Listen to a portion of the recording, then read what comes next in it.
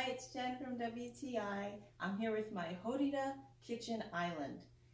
It has been an extension for my countertop, as you can see. I have my microwave on it, my toaster oven. It has an extra towel rack.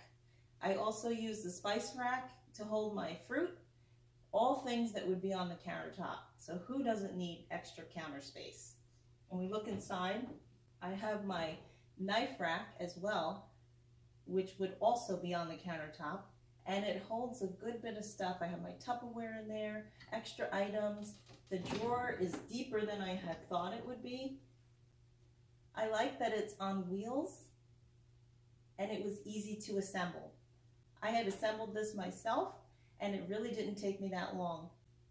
So if you're looking for a durable, multifunction kitchen island with lots of space, I recommend this one.